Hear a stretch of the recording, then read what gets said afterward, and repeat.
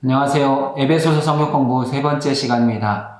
오늘도 참여해 주셔서 감사드립니다. 기도하고 시작하겠습니다. 사랑 많으신 하나님 아버지 감사합니다. 이 귀한 시간을 통하여 하나님의 말씀을 공부할 수 있도록 도와주시고 말씀 속에서 우리를 향한 주님의 사랑과 은혜들을 깨닫게 하시니 감사합니다. 이 시간도 주의 성령께서 우리를 도우사 주의 말씀을 바로 알게 하시고 그 삶의 은혜들을 누리며 살아갈 수 있는 우리가 되도록 인도하여 주옵소서. 귀하신 예수님의 이름으로 기도드립니다. 아멘. 오늘 우리가 공부하게 될 제3과는 계시를 위한 기도입니다. 에베소서 1장 15절부터 23절까지의 말씀입니다. 먼저 하나님의 말씀을 함께 읽도록 하겠습니다. 이로 말미암아 주 예수 안에서 너희 믿음과 모든 성도를 향한 사랑을 나도 듣고 내가 기도할 때 기억하며 너희로 말미암아 감사하기를 그치지 아니하고 우리 주 예수 그리스도의 하나님 영광의 아버지께서 지혜와 계시의 영을 너희에게 주사 하나님을 알게 하시고 너희 마음의 눈을 밝히사 그의 부르심의 소망이 무엇이며 성도 안에서 그 기업의 영광의 풍성함이 무엇이며 그의 힘의 위력으로 역사하심을 따라 믿는 우리에게 베푸신 능력의 지극히 크심이 어떠한 것을 너희로 알게 하시기를 구하노라. 그의 능력이 그리스도 안에서 역사하사 죽은 자들 가운데서 다시 살리시고 하늘에서 자기의 오른편에 앉히사 모든 통치와 권세와 능력과 주권과 이 세상뿐 아니라 오는 세상에 일컫는 모든 이름 위에 뛰어나게 하시고 또 만물을 그의 발 아래에 복종하게 하시고 그를 만물 위에 교회의 머리로 삼으셨느니라. 교회는 그의 몸이니 만물 안에서 만물을 충만하게 하시는 이의 충만함이니라. 아멘. 19페이지 첫 번째 내용은 우리가 함께 읽은 성경이 에베소서 전체 안에서 어떤 위치를 차지하는지 본문에 대한 위치입니다. 사도 바울은 본론의 첫 번째 내용에서 이미 예수 그리스도 안에서 성도들이 받아 누리게 되는 하늘에 속한 신령한 복을 이야기했습니다. 그리고 성부, 성자, 성령 하나님께 찬송과 영광을 올려드렸습니다. 오늘 우리가 함께 나누게 될 본문 말씀은 본론의 두 번째 내용입니다. 사도 바울이 교회를 위해서 기도하고 있는 첫 번째 기도이기도 합니다. 사도 바울은 이 기도에서 하늘에 속한 신령한 복이 비밀이기 때문에 하나님께서 지혜와 계시형을 주셔서 에베소 교회 성도들이 이 복을 바르게 알고 효과적으로 누릴 수 있도록 간구하고 있습니다. 또한 사도 바울은 교회에 주신 영광이 무엇인지를 밝히고 그 영광이 교회 안에 충만해지기를 원한다라고 간구합니다. 우리는 3과에서 교회를 교회되게 하는 교회 표지 두 가지를 배우게 될 것이고 교회를 위해서 기도할 때 어떻게 기도해야 되는지를 배우게 될 것입니다. 그리고 교회를 충만하게 하시는 그리스도의 은혜를 배우게 될 것입니다. 19페이지에 있는 두 번째 내용, 본문의 큰 그림을 그려보겠습니다. 3과의 본문 전체는 에베소 교회를 위한 사도 바울의 중보 기도입니다.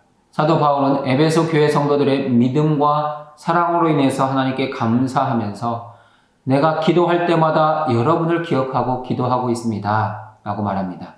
그리고 에베소 교회를 위한 세 가지 기도를 드리고 있습니다. 부르심의 소망이 무엇인지, 기업의 영광의 풍성함이 무엇인지, 우리에게 베푸신 능력의 크심을 깨닫게 하시기를 기도합니다. 그리고 이어서 하나님께서 주의 몸된 교회에 주신 교회의 영광이 무엇인지를 말씀합니다. 하나님께서 교회에게 주신 영광 세 가지는 하나님의 보좌 우편에 앉는 것과 주님과 함께 왕노릇 할 수 있는 것과 그리스도로 인한 충만함입니다.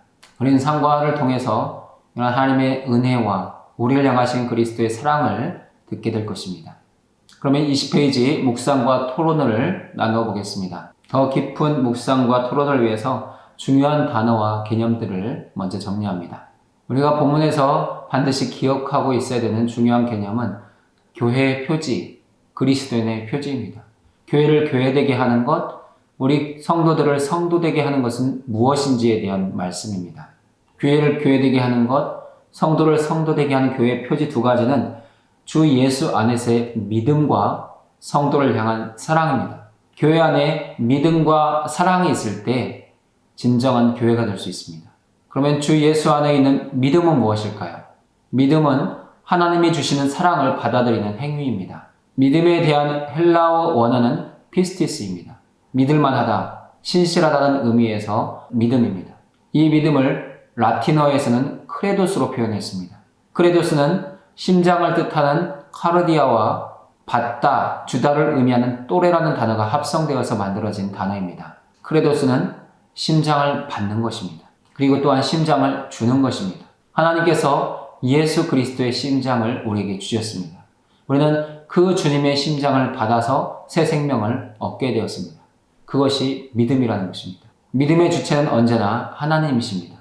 하나님께서 우리에게 믿음을 주실 때 우리는 그 믿음을 받아서 하나님을 알게 되고 고백하게 되고 은혜 안에 머물게 되는 것입니다. 하나님이 주시는 분이시기 때문에 우리는 언제나 받는 입장에 있습니다. 그래서 믿음은 언제나 수동태입니다. 우리가 원해서 내 생각으로 내가 능동적으로 믿음을 선택하는 것이 아니라는 것입니다. 하나님께서 우리에게 믿음을 주실 때 우리를 이끌어 가시는 만큼 우리는 하나님을 알게 되고 믿게 되어 있습니다. 주 예수 안에 있는 믿음이라는 표현 안에는 하나님께서 자기 아들을 통해 이루신 구원의 복음을 듣고 믿어 하나님과의 관계가 회복된 상태를 의미하는 단어입니다. 두 번째 교회의 중요한 표지는 성도를 향한 사랑입니다. 성도를 향한 사랑은 주님께 받은 사랑으로 다른 성도를 섬기는 구체적인 행동을 의미하는 것입니다. 에베소 교회는 사랑이 많은 교회였습니다. 사도 바울이 에베소 교회를 3년 동안 목회할 때도 사랑이 많았고 디모데가 에베소 교회를 맡아서 목회할 때도 사랑이 많았습니다. 그러나 사도 요한 시대에 가면 에베소 교회의 사랑이 식어지는 것을 볼 수 있습니다. 주님은 요한계시록 2장에서 사랑이 식어가는 에베소 교회를 책망하십니다. 에베소 교회가 사랑이 식은 이유는 당시의 이단과 거짓 선지자들 때문입니다. 교회에 들어오는 이단들을 구별하고 거짓 선지자를 막아내기 위해서 사람들의 마음이 조금씩 식기 시작합니다. 서로에 대해서 의심의 눈초리로 바라봅니다. 거기서부터 사랑이 식어서 에베소 교회 안에 사랑이 많이 쇠퇴해버렸습니다. 주님은 그런 모습을 책망하십니다. 오늘 우리는 교회 안에 이 믿음과 사랑이 있는지를 항상 점검해야 합니다. 믿음은 수직적으로 하나님과의 바른 관계를 의미하는 것이고 사랑은 수평적으로 성도와의 바른 관계를 의미하는 것입니다. 수직과 수평이 바로 세워질 때 교회는 건강할 수 있고 하나님께서 기뻐하시는 교회로 세워져 갈 수 있습니다. 오늘 사랑하는 여러분 안에는 믿음과 사랑이 충만하십니까? 본문에서 중요한 개념 중 하나는 우리 주 예수 그리스도의 하나님, 영광의 아버지입니다. 사도 바울이 지금 기도를 드리고 있는 대상은 하나님이십니다. 오늘 우리가 기도하는 대상 역시 하나님이십니다. 그 하나님은 우리 주 예수 그리스도의 하나님이십니다. 우리가 주님으로 그리스도로 고백하고 있는 예수님의 하나님, 그분이 바로 우리의 하나님이라는 것입니다. 그런데 그 하나님은 영광의 아버지이십니다. 하나님은 우리의 아버지로서 영광 중에 절대 타자로 초월자로 계시지만 또한 우리의 아버지가 되신다는 것입니다. 저 멀리서 우리를 바라보기만 하시는 분이 아니라 아버지로서 언제나 우리 곁에 우리와 함께 하시는 분이 하나님이십니다. 우리의 기도는 저 멀리 계신 하나님을 바라보는 것이 아니라 나와 함께 하시고 내 곁에 계신 아버지를 바라보며 그 아버지께 구하고 찾고 두드리는 것입니다. 하나님은 우리 아버지로서 친밀하게 자녀된 우리에게 다가오시고 우리에게 자신의 사랑을, 자신의 능력을, 자신의 영광을 나타내기를 기뻐하십니다. 본문의 중요한 개념 중 또 하나는 지혜와 계시의 영, 곧 성령입니다. 사도 바울이 이미 밝힌 하늘에 속한 신령한 복은 비밀입니다. 감추어져 있습니다. 그래서 이 비밀을 알기 위해서는 지혜와 계시의 영이 필요합니다. 하나님의 마음을 하나님의 영 외에는 누가 알겠습니까? 그래서 우리 주님은 아버지께 부탁하여 주의 성령을 우리에게 보내주신 것입니다. 우리는 모두 하나님이 주시는 영적인 복과 그 실체를 바로 알기 위해서 성령을 받아야 합니다. 성령께서 우리 가운데 오시면 성령은 우리의 눈을 밝혀주시고 하나님께서 성경을 통해 말씀하시는 그 모든 신령한 복의 내용들을 우리로 알게 하시고 깨닫게 하시고 그것을 누리며 살아갈 수 있도록 우리를 인도해 가십니다. 우리가 본문에서 중요하게 다뤄야 될 표현 하나는 알게 하시고입니다. 우리가 하나님에 대해서 하나님의 계신 비밀에 대해서 알아가는 것이 아닙니다. 하나님이 알려주시는 만큼 알게 하시는 만큼 알게 된다는 것입니다. 이러한 알매도 네 가지의 차원이 있습니다. 제임스 패커는 우리가 하나님을 알아가는 그 알매에 대해서 네 가지 차원이 있다고 말합니다. 첫 번째 차원은 인지의 단계입니다. 우리가 어떤 사람을 알 때 그 사람을 그냥 외적으로 아는 것이 있습니다. 그 사람의 겉모습을 보고 누구다 라고 판단하는 그런 인지적인 인식의 단계가 있습니다. 그것이 첫 번째 단계입니다. 알매의 두 번째 단계는 지식의 단계입니다. 그냥 외모와 이름만 아는 것이 아니라 그 사람에 대한 정보들을 알아가는 것입니다. 어디에서 태어났고, 가족은 어떻게 되고, 어떤 일을 하는지, 또 그 사람은 무엇을 좋아하는지 조금씩 알아가는 지식의 단계가 있습니다. 그 다음 알매 세 번째 단계는 인격의 단계입니다. 그냥 겉모습과 그 사람의 몇 가지 정보만 아는 것이 아니라 직접 그 사람을 만나서 대화하고 교제하면서 그 사람을 좀 더 깊이 알아가는 것입니다. 인격적 단계에서의 암, 이것은 일반 사람들이 알고 있는 수준의 그 이상 깊은 지식을 포함하고 있습니다. 그 다음 네 번째 단계는 변화와 본받음의 단계가 있습니다. 우리가 누군가를 만나서 교제하고 또한 사귀면서 그 사람을 알아갈 수 있습니다. 그러나 그 사람과 헤어졌을 때 바로 모든 관계가 끝나는 경우들이 있습니다. 그것은 성경이 말하는 알매 단계가 아닙니다. 성경에서 말하는 알매 단계는 그 사람에게서 내가 배운 것들, 감동한 것들을 내 삶에 적용하고 나도 그 사람을 닮아가고 그래서 내 인생이 변화되어가는 그러한 수준을 말하고 있는 것입니다. 상대방으로 인해서 변화되고 그 사람을 닮아가는 삶을 살아갈 때 진정으로 그 사람을 알았다고 할 수 있는 것입니다. 사도 바울이 에베소 교회를 향하여 하나님을 알게 하시고 라고 말하는 것은 우리 주님을 알고 주님의 삶을 깨닫고 주님을 본받고 그 주님으로 인해서 변화되는 그러한 삶을 살기를 원한다는 간절한 기도입니다. 우리도 계속해서 에베소서 공부를 통하여 주님을 더 많이 알게 되시고 주님으로 인해서 변화되시고 주님을 닮아가는 그런 삶의 모습이 나타나면 좋겠습니다. 본문에서 또 우리가 중요하게 다뤄야 될 개념 중 하나는 교회를 향한 세 가지 기도입니다.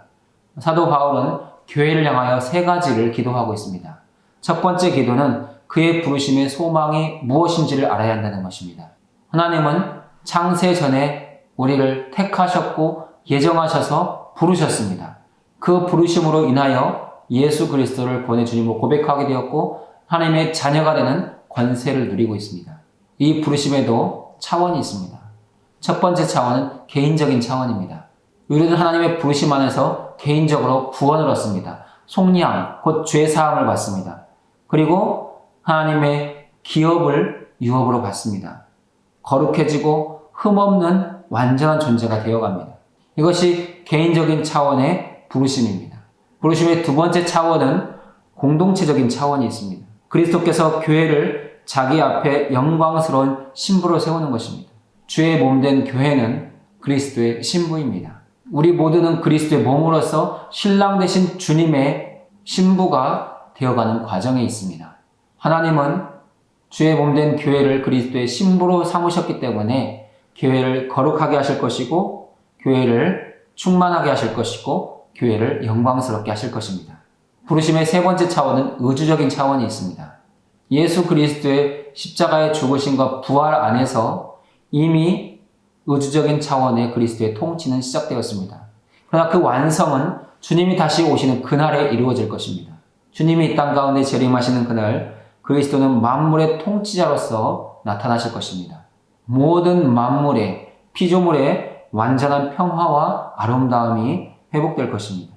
성도들이 부활하여 그리스도의 영광의 형체를 얻고 그리스도와 함께 영광을 누리게 될 것입니다.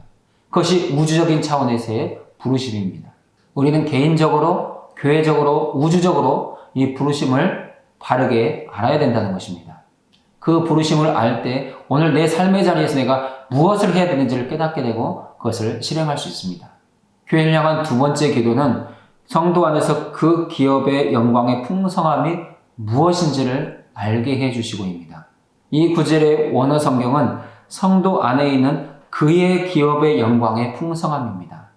이 구절 안에 있는 기업은 우리의 기업이 아니라 그리스도의 기업, 하나님의 기업입니다. 하나님께서 교회와 성도들을 하나님의 기업으로 삼으셨다는 것입니다.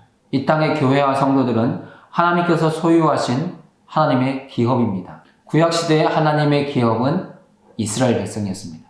신약 성경과 오늘 교회 역사 속에서 하나님의 기업은 주님의 몸된 교회, 곧 우리 성도들입니다. 하나님은 우리 모두를 하나님의 기업으로 삼으셨고 이 기업 가운데 영광을 풍성하게 하신다고 말씀하십니다.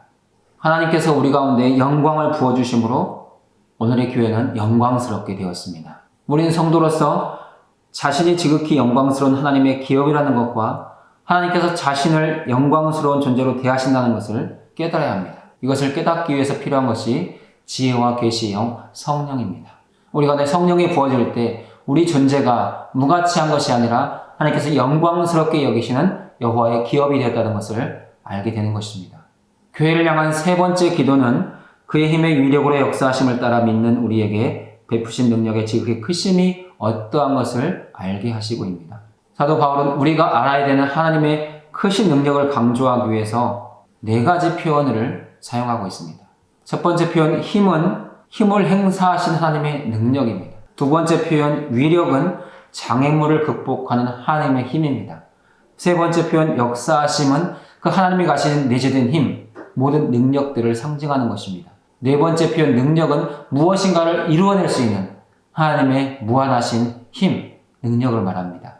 이러한 표현 네 가지는 하나님의 크신 능력에 대해서 세밀하게 말하는 것이 아니라 그 힘이 크다는 것을 강조하기 위해서 사용된 표현들입니다. 하나님은 이 무한하신 힘과 능력을 사용해서 세 가지 놀라운 일을 이루셨습니다. 그것이 20절부터 23절에 있는 교회를 향한 하나님의 사랑입니다. 하나님께서 행하신 첫 번째 능력의 결과는 예수 그리스도가 죽은 자 가운데서 부활하셨습니다. 주님은 스스로 살아나신 것이 아니라 하나님께서 예수 그리스도를 부활하게 하신 것입니다. 하나님은 그 힘의 능력으로 예수 그리스도가 악을 이기고 하나님의 보좌 우편에 앉게 하셨습니다. 그리고 예수 그리스도가 교회의 머리로서 만물의 머리가 되게 하셨고 만물을 충만케 하시는 충만의 주체가 되게 하셨습니다.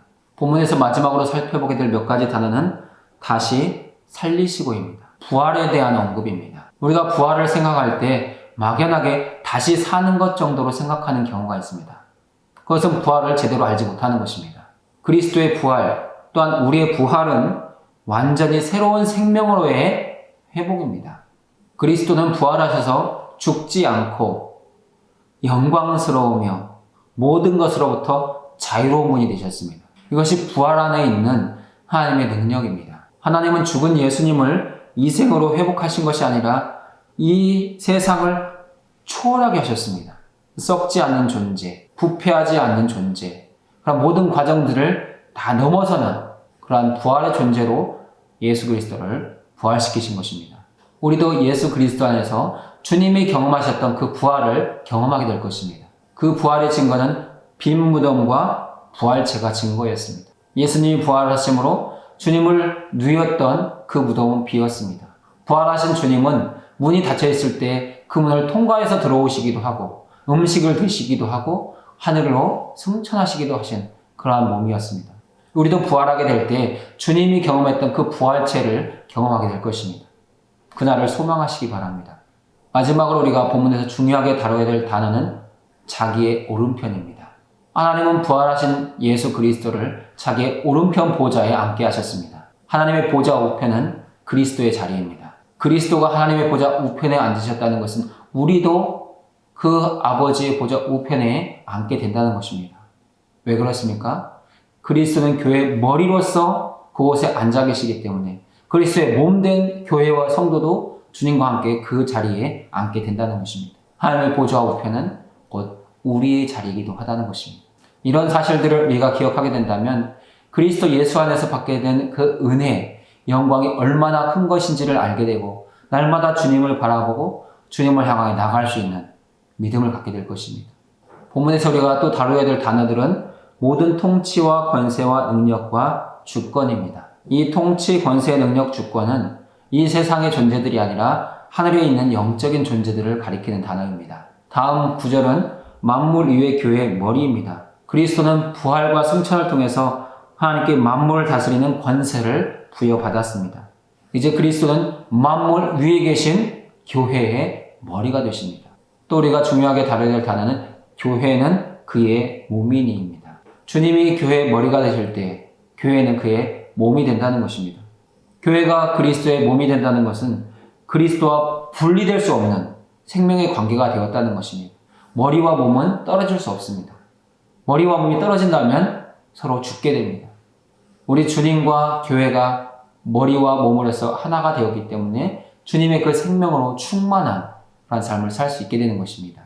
또한 교회 지체들이 연결되어서 한 몸을 이루어가는 것입니다. 마지막 단어는 충만함입니다.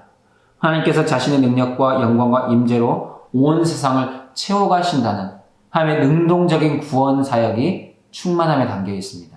우리는 이러한 내용들을 기초로 해서 묵상과 토론에 대해서 답을 나누어 보겠습니다.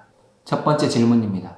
그리스도 안에서 보장된 신령한 복, 바울이 들었던 그리스도 안에 있는 신자들의 믿음, 그리고 모든 성도를 향한 사랑은 바울에게 기도해야 하는 동기를 부여하고 있습니다.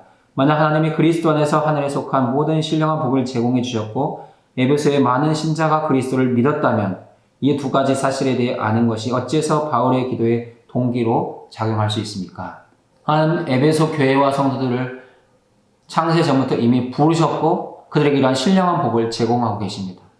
이미 에베소 교회와 성도들도 이것을 알고 있습니다. 그럼에도 불구하고 사도 바울이 계속해서 이것을 알기를 기도합니다. 왜 그렇습니까? 첫 번째 이유는 우리와 하나님 사이의 본질적인 차이 때문입니다. 하나님께서 우리에게 신령한 복을 주셔도 우리의 이성으로는 그것을 온전히 깨달을 수 없기 때문입니다. 이 문제를 해결하시기 위해서 하나님은 우리에게 성령을 보내어 주십니다. 영에 속한 영역은 성령을 통해서만 알 수 있기 때문입니다. 성령은 지혜와 계시의 영으로서 하나님께서 우리에게 주신 모든 신령한 복과 그 안에 담겨있는 모든 의미들을 깨닫게 하십니다. 세 번째, 사도 바울이 교회를 위해서 기도하고 있는 이유는 성령을 통해서 그 모든 은혜와 복이 우리의 삶에 적용될 수 있기 때문입니다. 그때 우리는 하나님의 은혜와 복을 풍성히 누릴 수 있습니다. 하나님이 주신 복을 누리는 것도 성령의 도우심이 있어야지 할 수 있는 것입니다. 성령께서 우리와 함께 하시지 않으면 하나님이 어떠한 복을 주셔도 깨달을 수 없고 그것을 누릴 수 없고 풍성해지지 않습니다. 그래서 우리는 늘 주의 성령을 간구해야 하는 것입니다. 20페이지 두 번째 질문입니다. 만약 에베소 성도들이 이미 그리스도를 본받아 사랑을 보여주고 있다고 한다면 그들을 위해 계속되는 바울의 기도는 그리스도의 사랑을 드러내는 것에 대해 무엇을 말하고 있는가? 에베소 교회와 성도들은 우리 주 예수 그리스도 안에서 믿음을 갖고 하나님께 받은 사랑으로 서로를 사랑하는 사랑의 공동체였습니다. 그러나 그 사랑이 계속해서 이어지고 유지되기 위해서는 반드시 기도가 필요합니다. 왜냐하면 우리 주님의 사랑에는 한계가 없어도 우리의 사랑에는 한계가 있기 때문입니다. 하나님은 사랑의 근원이시지만 우리는 사랑의 근원이 아닙니다. 우리는 하나님께 받은 사랑만큼 흘려보내는 사랑의 통로입니다. 만약 우리에게 기도를 통해서 하나님의 사랑이 계속해서 공급되지 않는다면 우리의 사랑은 식게 되고 메마르게 됩니다. 그 결과 에베소 교회는 처음 사랑을 버린 교회가 되었습니다. 우리가 교회와 성도들의 사랑을 위해서 계속해서 기도해야 되는 이유는 우리의 기도를 통해서 그 사랑이 풍성해지고 충만해지기 때문입니다. 또한 우리가 서로를 위해서 기도할 때 그 사랑은 구체적으로 우리의 실상을 통해서 드러나게 됩니다. 주의 몸된 교회 성도들의 믿음과 사랑을 위해서 우리도 기도할 때마다 기억하고 기도하실 수 있으면 좋겠습니다. 20페이지 세 번째 질문입니다. 에베소의 신자들은 바울의 기도에 10년 이상 포함되어 있었습니다. 이 같은 사실은 교회를 위한 바울의 우선순위 그리고 바울이 지냈던 삶의 우선순위에 대해 무엇을 암시합니까? 계시를 위한 이런 지속적인 기도의 필요성은 신자들의 삶에 있는 신령한 복에 대해 무엇을 말하고 있습니까? 사도 바울은 에베소 지역에 들어가서 복음을 전하고 교회를 세운 이후로 계속해서 그 교회를 기억하고 그 교회를 위해서 기도하고 있습니다. 사도 바울은 이러한 고백을 통해서 그의 목회 사역의 우선순위가 기도였다는 것을 보여주고 또한 그 기도를 통해서 자신이 몸소 사랑의 실천자임을 보여주고 있습니다. 우리는 교회를 사랑하는 만큼, 성도들을 사랑하는 만큼, 서로를 사랑하는 만큼 기억하고 기도하게 되어 있습니다. 내가 사랑한다고, 내가 기억한다고 말하면서 기도하지 않는다면 그것은 사랑하지 않는 것입니다. 그러면 사도 바울이 10년 이상 에베소 교회와 성도들을 위해서 기도해야 됐던 기도의 필요성은 무엇일까요? 첫 번째 이유는 이성을 초월하는 지혜와 계시형을 받게 되기 때문입니다. 사도 바울이 교회를 위해서 계속해서 기도함으로 교회는 그 기도에 응답하시는 하나님의 은혜 안에서 지혜와 계시의 영, 성령을 받아서 그 모든 사실들을 깨닫게 되었습니다. 성령을 받은 에베소 교회와 성도들은 사도 바울이 전한 객관적인 진리를 자신들의 주관적인 진리로 경험할 수 있게 되었습니다. 기도에는 이러한 힘과 능력이 있다는 것입니다. 오늘 사랑하는 여러분에게도 사도 바울과 같은 기도의 대상이 있으십니까? 1년, 2년, 사도 바울처럼 10년 기도할 때마다 기억하고 기도하는 대상이 있으십니까? 그 기도를 포기하지 마시기 바랍니다. 그 기도로 말미암아 우리의 기도의 대상은 살게 될 것이고 회복될 것입니다. 21페이지 네 번째 질문입니다. 독자들은 우리 주 예수 그리스도의 하나님이라는 표현을 바울의 다른 편지에서도 읽을 수 있습니다. 영광의 아버지는 에베소서 1장 6절, 12절, 14절에서 언급된 하나님의 영광을 상기시킵니다. 삼일체 하나님의 세 위격은 에베소 성도들을 위한 바울의 기도에서 각각 어떤 역할을 담당하고 있습니까? 이 같은 역할은 에베소서 1장 1절에서 14절에서 보았던 구원사역에서 각각 어떤 관계가 있습니까? 교회를 향한 사도 바울의 중보기도 안에도 성부, 성자, 성령 하나님의 세 가지 역할이 분명하게 드러나고 있습니다. 먼저 성부 하나님은 우리의 기도에 응답하시는 분이십니다. 지혜와 계시의 영을 주시는 분이시고 그리스도를 영광스럽게 하신 것 같이 교회를 영광스럽게 하시고 충만케 하시는 분, 그분이 바로 성부 하나님이십니다. 그러면 성자 예수님은 어떤 분이십니까? 성자 예수님은 십자가에서 죽으시고 부활하신 분이십니다. 또한 승천하셔서 아버지의 보좌 우편에 앉아 계신 분이십니다. 그리고 주님은 장차 만물의 주관자로서 모든 만물을 다스리실 것이고 충만하게 하실 것이고 통치하실 것입니다. 세 번째, 성령 하나님은 성도들로 하여금 하나님이 이루신 구원과 모든 복을 깨닫게 하시고 적용하게 하시는 분이십니다. 하나님의 구원 계획 안에서 예수 그리스도가 구원 사역을 이루셨을지라도 성령께서 이 모든 것들을 깨닫게 해주시지 않으면 그 누구도 하나님의 구원에 대해서 알 수 없다는 것입니다. 성부, 성자, 성령은 이렇게 삼위일체로 오늘 교회와 성도들의 구원 사역을 위해서 지금도 일하고 계신 살아계신 주님이십니다. 그러면 에베소서 1장 1절부터 14절에서는 이러한 성부, 성자, 성령 하나님의 모습이 어떻게 나타났을까요? 성부 하나님은 구원을 계획하시는 분으로 나타나 있습니다. 성부는 창세 전에 우리를 택하셨고 예정하셨습니다. 성자는 그런 우리를 위해서 십자가에서 죽으셨고 부활하셨습니다. 성령은 우리의 그 모든 구원의 사실들을 깨닫게 하십니다. 그리고 적용하게 하십니다. 성부, 성자, 성령은 지금도 살아 역사하시면서 우리에게 그런 믿음으로 다가오고 계십니다. 21페이지 두 번째 묵상 내용은 계시를 위한 바울의 기도 속에 있는 능력에 대한 강조점들을 살펴보는 것입니다. 그 가운데 첫 번째 질문을 같이 살펴보겠습니다. 바울은 하나님이 지혜로 하나님 자신에 대해 더 계시해 주실 것을 간구합니다. 이는 삼일체 하나님이 그리스도 안에서 우리를 위해 역사하신 능력을 통하여 신자들을 변화시키는 지식을 얻게 하기 위함입니다. 마음의 눈을 밝히사에서 사용된 비유적 표현의 중요한 의미는 무엇이겠습니까? 사도 바울은 하나님께서 지혜와 계시의 영을 주시고 우리의 마음의 눈을 밝혀주시기를 간구하고 있습니다. 마음의 눈이 밝아져야지 하나님께서 우리를 위해서 이루신, 교회를 위해서 이루신 구원들을 온전히 깨닫게 된다는 것입니다. 이 말이 담겨있는 중요한 의미는 무엇입니까? 지혜와 계시의 영, 성령께서 우리 안에 오시기 전에는 우리의 마음이 어둡다는 것입니다. 우리의 마음은 죄와 허물로 인해서 더러워졌고 부패해졌습니다. 그러나 성령께서 우리 가운데 오셔서 빛을 비추실 때 그 모든 어두움들이 다 떠나가게 되어 있습니다. 그리고 우리의 눈이 밝아질 때 비로소 하나님을 볼 수 있고 예수 그리스도의 구원 사역을 깨달을 수 있습니다. 우리가 성령을 통해서 마음이 밝아지는 만큼, 영의 눈이 열리는 만큼 우리는 하나님의 구원의 비밀, 구원의 계시를 더 분명하게, 확실하게 알고 누릴 수 있습니다. 그래서 사도 바울은 마음의 눈을 밝혀달라고 기도하는 것입니다. 사랑하는 여러분도 성령을 통해서 여러분의 마음이 계속해서 밝아지시기를 기도하실 수 있기를 바랍니다. 바울의 기도에 대한 두 번째 묵상 질문을 보겠습니다. 바울의 이 기도는 세 가지 결과가 주어질 것을 바라보고 있습니다. 바울이 삼위일체 하나님이 에베소 성도들에게 조명하여 주시기를 간구하고 있는 것으로 전에는 감추어졌던 세 가지 비밀은 무엇입니까? 성령의 조명하심을 통해 신자들이 깨닫기 바라는 이런 바울의 기도는 이 회중 안에 있는 하나님의 뜻을 아는 지식에 대해 어떤 사실을 암시하고 있습니까? 전에 감추어졌던 세 가지 비밀은 무엇이겠습니까? 부르심의 소망, 그 기업의 영광의 풍성함, 우리에게 베푸신 지극히 크신 능력입니다. 부르심의 소망은 과거에 이미 이루어졌으며 계속해서 이어져가는 은혜입니다. 과거의 부르심의 소망에서 모든 구원이 시작되어 우리는 그 성취를 향해 나가고 있습니다. 그 기업의 영광의 풍성함은 장차 미래에 이루어질 구원의 완성을 바라보는 기도입니다. 사도 바울은 과거의 은혜, 미래의 은혜 사이에 현재의 은혜를 두고 있습니다. 그것이 우리에게 베풀린 지극히 크신 능력입니다. 하나님은 지금도 우리 가운데 역사하시사 지극히 크신 능력으로 우리를 구원하시고 우리를 도우시고 우리를 이끌어가고 계십니다.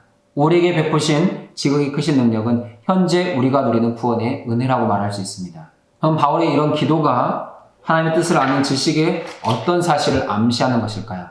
우리가 서로의 기도를 통해서 하나님의 뜻을 알고 하나님에 대한 지식이 쌓이고 그 경험이 쌓일수록 우리는 그리스도의 몸으로서 충만함을 누리게 되고 그 충만함을 더 사모하게 된다는 것입니다. 그래서 우리는 서로를 위해서, 교회를 위해서, 성도들을 위해서 더 많이 기도해야 되는 것입니다. 바울의 기도에 대한 세 번째 질문입니다. 기도의 나머지 대부분은 우리에게 베푸신 하나님의 크신 힘과 능력, 곧 그의 능력의 지극히 크심에 대한 깨달음을 구하는 기도입니다.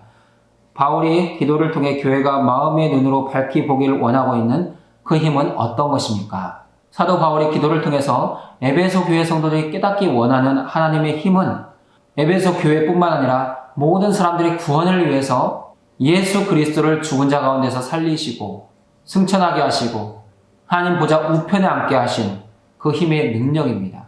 그리고 예수 그리스도를 머리로 삼으시고 교회를 그의 몸이 되게 하셔서 예수 그리스도와 함께 그리스도가 얻으신 그 모든 영광과 충만을 누리게 하는 것입니다. 고대 에베소는 마술과 주술 등의 초자연적인 힘에 대한 관심이 많던 지역입니다. 사도 바울은 이러한 기도를 통해서 예수 그리스도를 통해서 이루어진 구원 사건이 하나님의 능력이라는 것을 밝히 선포하고 있습니다. 그리고 하나님은 예수 그리스도를 통해서 그리고 교회를 통해서 이런 하나님의 힘을 온 세상에 드러내시는 분이라고 밝히고 있습니다. 바울의 기도에 대한 네 번째 묵상입니다. 에베소서 1장 20절에서 바울은 주권적 통치의 상징으로 예수님이 하나님의 오른편에 앉으신 것을 포함하여 그리스도의 승천에 대해서 언급하고 있습니다. 바울은 신자들에게 가용한 능력에 대해 성령이 어떤 사실을 드러낼 것을 기대하고 있습니까? 사도 바울은 이 기도를 통해서 하나님께서 예수 그리스도 안에서 행하신 그 모든 능력을 오늘의 교회와 성도들에게도 그대로 적용할 것을 기대하고 있습니다. 하나님께서 예수 그리스도를 아버지의 보좌 우편에 앉히신 같이 오늘의 교회와 성도들 역시 주님과 함께 아버지의 보좌 우편에 앉게 될 것입니다. 오늘의 우리가 성령의 계시 안에서 하나님께서 행하신 이런 놀라운 일들을 깨닫게 된다면 우리의 믿음과 하나님을 향한 소망과 또 우리의 삶의 능력은 크게 달라질 것입니다. 그리스도 안에 있는 우리도 아버지의 보좌 우편에 앉게 될 것이고 그리스도 안에 있는 우리도 주님이 받으셨던 그 모든 하나님의 능력을 경험하게 될 것이고 주님과 함께 아버지의 보좌 우편에 앉게 될 것이기 때문입니다. 우리가 그 사실만 생각하고 바라볼 수 있어도 오늘은 우리의 인생 속에서 많은 소망과 많은 위로가 있을 것입니다. 하나님께서 예수 그리스도에게 행하신 그 모든 능력을 우리에게도 행하실 것이라는 것을 기억하시고 이 말씀으로 오늘을 살 힘을 삼으실 수 있기를 바랍니다. 본문에 나타난 사도 바울의 마지막 기도 내용은 그리스도의 머리 되심을 주의 몸된 교회가 깨닫고 볼 수 있기를 위한 기도입니다. 첫 번째 묵상 질문입니다. 그리스도의 높임 받으심을 통해 모든 통치와 권세와 능력과 주권 위에 더 뛰어난 그리스도의 통치가 확립되었습니다. 그리스도 안에 있는 에베소 성도들의 이 같은 위치는 지금 이 세상의 권력과 교회의 관계에 대한 우리의 생각에 어떤 영향을 줄 수 있겠습니까? 당시 에베소 교회는 로마의 통치와 권세 아래에 있어서 고난과 박해와 시험이 매우 컸습니다. 교회는 도저히 감당해낼 수 없었고 성도들의 믿음은 점점 후퇴하기 시작합니다. 그러던 교회가 에베소서를 통하여서 하나님께서 교회를 향하신 하나님의 그 능력, 하나님의 권세를 깨닫게 되었을 때 그 안에서 승리의 소망을 발견하게 됩니다. 바울 사도는 교회가 그리스도 안에서 누리게 될 영광과 충만함을 바라보게 하였고 반드시 교회는 승리할 것이라는 승리의 메시지를 전하게 된 것입니다. 사도 바울은 그러한 에베소 교회를 위해서 기도했습니다. 그리스도 안에서 누리게 될 영광을 바라보고 그리스도의 그 충만함이 교회 안에 있어서 결코 세상의 권력, 세상의 통치, 세상의 권세 앞에서 무너지거나 물러서지 않는 교회가 되기를 원했습니다. 사도 바울의 그 기도대로 에베소 교회는 힘을 얻게 되었고 소망 중에 승리하는 교회가 될 수 있었습니다. 오늘의 교회 역시 이 세상에서 통치와 권력으로 인해 제약과 고난을 받고 있습니다. 하지만 교회는 그리스도의 몸이기 때문에 그리스도의 영광과 충만 안에서 교회도 영광과 충만함을 받아 누리게 될 것입니다. 우리가 그것을 바라볼 때 이 세상에 아무리 큰 권세와 박해와 어려움이 있어도 넉넉히 이기며 나아갈 수 있습니다. 그리스도의 높임받으심과 그리스도의 뛰어난 통치가 이 세상의 어떠한 권력보다 더 크고 강하다는 것을 기억하시면서 늘 주님의 다스림과 통치 안으로 들어가기를 사모하는 우리가 되었으면 좋겠습니다. 두 번째 묵상 질문입니다. 추가로 이름과 시대가 그리스도의 통치와 관련되어 있습니다. 바울이 언급하고 있는 세상 권세의 이름들은 무엇이겠습니까? 이 세상과 오는 세상이라는 범주는 교회가 세상과 관계를 맺어온 역사에서 그리스도의 권세에 대해 무엇을 말하고 있습니까? 세상 권세들과 영적 능력들의 미래 전망은 어떤 것입니까? 이 질문 안에서 교회와 국가 간의 관계를 좀 생각해 볼 필요가 있습니다. 교회 역사 속에서 교회와 국가의 관계에 대한 세 가지 관점이 있습니다. 첫 번째 관점은 교회를 국가보다 앞에 두는 것입니다. 하나님, 교회, 국가 순입니다. 이러한 입장은 교회가 국가 위에 있으려는 입장입니다. 중세시대의 로마 교회가 바로 교회가 국가보다 위에 있는 그러한 모습입니다. 교회와 국가에 대한 두 번째 입장은 국가가 교회보다 위에 있다는 것입니다. 하나님, 국가, 교회 순으로 놓고 교회도 하나의 조직체이기 때문에 국가 안에 속해야 된다라는 입장입니다. 이런 입장 안에서 교회는 국가에 신고하고 허락받고 조사받는 그런 대상이 되는 것입니다. 교회와 국가에 대한 세 번째 입장은 교회가 국가보다 위에 있거나 아래에 있지는 않지만 동등한 위치에서 선한 영향력을 행사해야 된다는 입장입니다. 하나님, 교회, 국가이지만 교회가 국가보다 앞서지 않고 또한 국가가 교회 위에 있지 않습니다. 교회는 영적인 지도력을 발휘해서 국가가 하나님의 공의를 따르고 국민이 주권을 바르게 행사하도록 지도하고 가르쳐야 된다는 입장입니다. 그럼 교회와 세상 권력과의 관계, 세상의 권세와 영적 능력의 미래 전망은 무엇이겠습니까? 그럼 먼저 교회와 국가의 관계 안에서 교회가 영적인 위치에 있다는 것을 기억해야 합니다. 성경은 그리스도, 교회, 만물 순으로 질서를 세워놓고 있습니다. 교회는 영적인 집단으로서 국가 위에 존재합니다. 국가는 현실 집단이며 세속 집단입니다. 교회는 영원한 집단이며 거룩한 공동체입니다. 그래서 국가가 교회를 박해하면 국가는 불행해집니다. 하지만 교회가 국가를 장악하려고 한다면 교회는 타락하게 될 것입니다. 지금은 교회와 국가의 관계가 서로 대립되는 관계도 있고 종속되는 관계들도 있지만 세상 권세들과 영적인 능력들은 모두 주님이 오시는 그날에 예수 그리스도의 발 앞에 복종하게 될 것입니다. 결국 만물의 주권자, 만물의 통치자는 우리 주님이십니다. 주님이 통치자가 되실 때 교회는 주님과 함께 온 세상을 통치하게 될 것입니다. 마지막 질문 보겠습니다. 모든 통치, 모든 이름, 이 세상과 오는 세상, 그리고 만물 위의 교회가 그렇듯이 만물을 그리스도의 발 아래 두는 것은 오직 그리스도의 권세만을 인정하는 것입니다. 그러나 독자들은 이런 그리스도의 통치 온전한 실현을 현재 보지 못하고 있습니다. 그의 몸이라는 신자들의 정체성은 그리스도가 세상에서 자신이 머리이심을 표현하시는 방식과 관련하여 무엇을 함의하고 있습니까? 사도 바울이 그의 기도 안에서 밝히고 있는 교회의 영광, 교회의 충만함은 사실 오늘 현실 속에서는 잘 드러나지 않습니다. 그럼에도 불구하고 예수 그리스도가 교회의 머리가 되신다는 것을 확실히 이해할 때 우리는 그 주님의 몸으로서의 영광과 통치를 바라보고 기대할 수 있습니다. 그리고 교회가 그러한 이해를 가지고 있다면 교회는 먼저 예수 그리스도, 머리이신 주님의 통치와 다스림 앞에 온전히 자신을 복종시킬 수 있습니다. 그렇게 교회가 예수 그리스도 앞에 자신을 복종시켜 갈 때, 주님의 통치 앞에 순종할 때 교회는 그리스도 안에서 새로워질 것이고 만물을 향해 영향력을 발휘하게 될 것입니다. 이렇게 묵상 질문을 정리하고 이제 마지막 복음 메시지, 성경신앙 메시지, 조직신앙 메시지를 나누어 보겠습니다. 복음 메시지 안에는 두 가지가 있습니다. 첫 번째는 소망입니다. 하나님께서 우리에게 구원을 허락하시기 전까지 우리는 멸망할 수밖에 없는 존재, 소망이 없는 존재였습니다. 그런 우리에게 복음이 전해졌습니다. 예수 그리스도 안에서 우리가 구속함, 곧 죄사함을 얻고 하나님의 자녀가 되는 삶을 살다가 마지막 때는 그리스도 안에서 부활하게 될 것과 또한 그의 기업의 영광에 참여하게 될 것을 듣게 되었습니다. 믿음 안에서 이것은 우리의 확신이 되었고 그 말씀은 우리의 소망이 되었다는 것입니다. 그리스도 안에 있는 자는 영생의 소망, 곧 산 소망을 가지고 살아가는 존재입니다.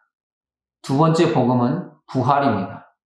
모든 성도에게는 예수 그리스도 안에서 부활이 약속되어 있습니다. 이 생을 초월하는 새로운 존재로서의 거듭남이 부활입니다.